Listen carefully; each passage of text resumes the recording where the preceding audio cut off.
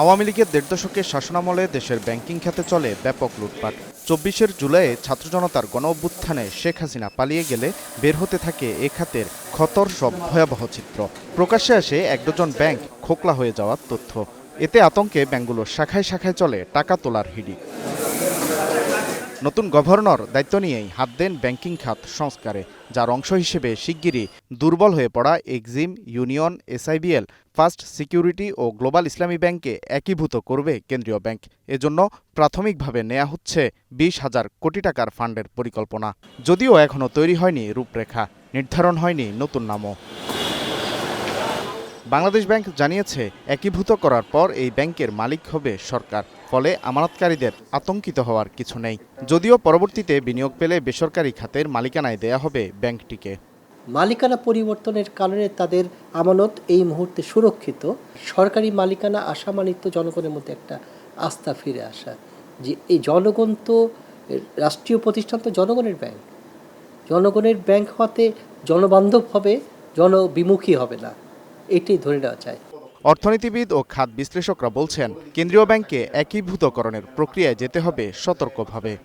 মার্জার তো এখন তো শুধুমাত্র কয়েকটা ব্যালেন্স শিট যোগ করাতো না, তাই না?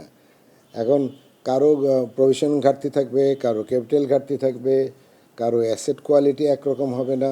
এগুলো অনেক এক্সারসাইজ করতে হবে। আমি জানি না ওনাদের ইন্টারনাল কোনো টিম কাজ করতেছে কিনা। কাজ তো করার কথা। একদিন আমি এগুলো ওভারনাইটও তো শেষ করে ফেলতে পারবো না। একই জায়গায় যদি পাঁচটারই ব্রাঞ্চ থাকে, তাই না? তো সেগুলো ওইখানে কয়টা ব্রাঞ্চ রাখবেন, কিভাবে রাখবেন, তার পলিসিটা কী? একীভূত করার পর যেন এসব ব্যাংকের কর্মকর্তা কর্মচারীদের চাকরির নিশ্চয়তা থাকে, সে ব্যাপারে সুনির্দিষ্ট নীতিমালা প্রয়োজন বলেও মনে করেন অর্থনীতিবিদরা।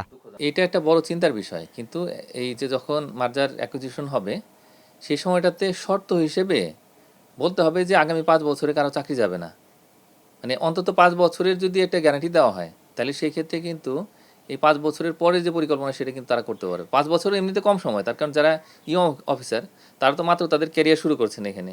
আর এই মুহূর্তে আসলে চাকরি পাওয়াটা অত্যন্ত কঠিন, মানে চাকরি চলে যাওয়াটা সহজ, কিন্তু এখন যে বেকারত্বের অবস্থা এবং বাজার যেরকম প্রতিযোগিতামূলক হয়ে উঠেছে, এই অবস্থায় আসলে ব্যাংক থেকে কারো চাকরি গেলে একবার সেইটা ফেরত পাওয়াটা অত্যন্ত কঠিন। এছাড়া দুর্বল ব্যাংকগুলোর খেলাপি ঋণের অর্থ উদ্ধারে যথাযথ উদ্যোগ নেওয়ার তাগিদ বিশেষজ্ঞদের। Walid Sakib, Star News, Dhaka.